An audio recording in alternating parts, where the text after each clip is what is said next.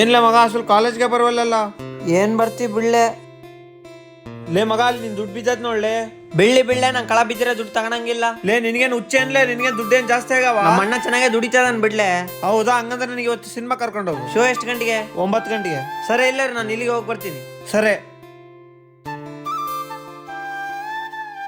ಅಣ್ಣ ಇಲ್ಲ ಅಂತ ಹೆಂಗ್ ಬಂದಿ? ನಮ್ಮ ಫ್ರೆಂಡ್ ಜೊತೆ ಮೂವಿ ಹೋಗ್ತೇನೆ, ನನಗೆ ಅರ್ಜೆಂಟ್ 500 ರೂಪಾಯಿ ಬೇಕಾಗಿತ್ತು. ಹೌದಾ?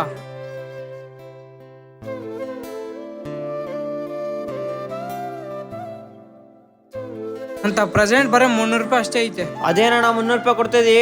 ನಮ್ಮ ಫ್ರೆಂಡಿಗೆ ಹೇಳಿ ಬಂದಿನಿ ನಾನು ಇವತ್ತು ನಿನ್ನ ಮೂವಿ ಕರ್ಕೊಂಡು ಹೋಗ್ತೀನಂತ. ಇವಾಗ ಕರ್ಕೊಂಡು ಹೋಗಿಲ್ಲ ಅಂದ್ರೆ ನಾನು ಮರ್ಯಾದೆ ಹೋಗ್ತೈತೆ. ಸರಿ, 1-2 ನಿಮಿಷ ಅಲ್ಲಿ ನಿಂತಿರು, ನಾನೇ ಬರ್ತೀನಿ. ಸರಿ ಅಣ್ಣ.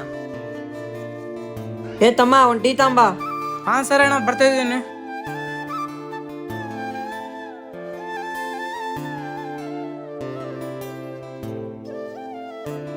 ತಗೋಣ. ಏ ಇಲ್ವಾ? ಹೇಳ್ರಿ ಸರ್, ಏನಾಯ್ತು? ನಿನ್ ಮಕದಂಗಾಯ್ತು ನೋಡಿ ಟೀ.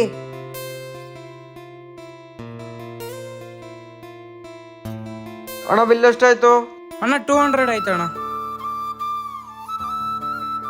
ತಮ್ಮ ಅವಾಗ 500 ರೂಪಾಯಿ ಕಳೀತಲ್ಲ, ತಗೋ.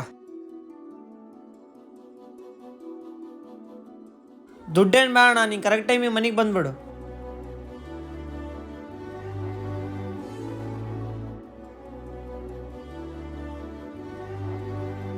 ಅಲ್ಲಲ್ಲಿ ಅವಾಗ ನಾ ಕಳ ಬಿದ್ದಿರೋ ದುಡ್ಡು ತಗೊಳಂಗಿಲ್ಲ ಅಂದ್ರೆ ಇವತ್ತು ತಗೊಂತಿದ್ಯಾ?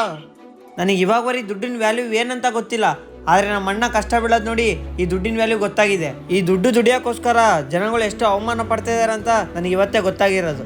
ವಿಡಿಯೋ ಇಷ್ಟ ಆದರೆ ಲೈಕ್ ಮಾಡಿ, ಹಾಗೆ ನನ್ನ ಚಾನಲ್ನ ಸಬ್ಸ್ಕ್ರೈಬ್ ಮಾಡ್ಕೊಳ್ಳಿ.